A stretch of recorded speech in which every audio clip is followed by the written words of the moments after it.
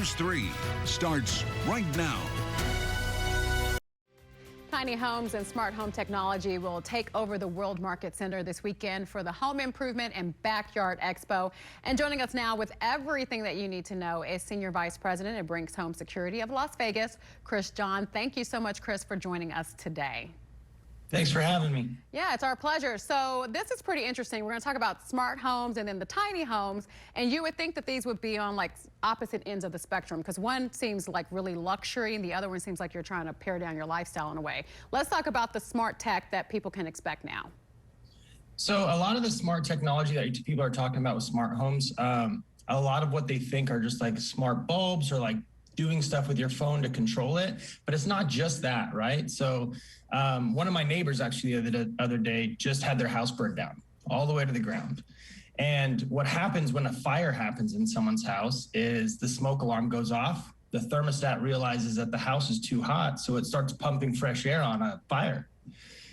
Obviously, that's not going to be a good thing. So when you pair the security with home automation, those two things can talk, and it can cut off the air supply to a fire and have the fire department coming out, right? Stuff like that makes it a lot easier for us to save our homes. But not just that, say you're trying to do something convenient, or you have a water leak.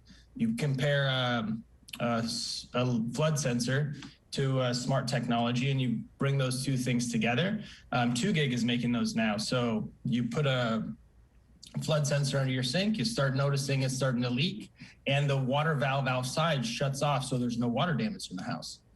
So it's not just security or cameras or stuff like that, but it's a lot more control and safety without you having to do anything. Does that make sense? Yeah, well, first of all, we're so sorry for your friend who lost their home, especially the fact that it burned down to the ground. But I think you're bringing up something interesting, that we do think of like the luxury aspect of it because everything is kind of done for you, but it really could end up saving your property, or who knows, even a life. Let's talk about the tiny homes, because those are growing in popularity. Especially, yeah. They're going to have a lot of different containers, tiny home containers. I love those. And something that I've never seen before, too, what they're talking about in the show down here is the container pools. Did you even know that they make container swimming pools? I did not. They look actually really cool, too.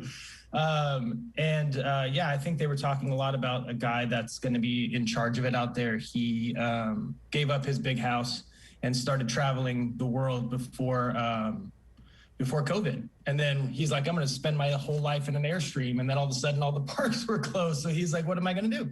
So he found a tiny home as a good alternative. Wow. Well, we're seeing pictures of them, and that's not what I had in mind. They've actually gotten a lot of upgrades since the last time I saw a tiny home. So that's just some of the things that you can see and learn there if you go to the World Market Center July 11th and the 12th from 10 to 5, and then June 13th from 10 to 4 as well. And you see the information if you want to call for questions. But yeah, it looks like people will walk around, Chris, and learn a ton. Thank you so much for joining us today to tell us all about it. Yeah, thanks for having me, guys. Have a good day. You too.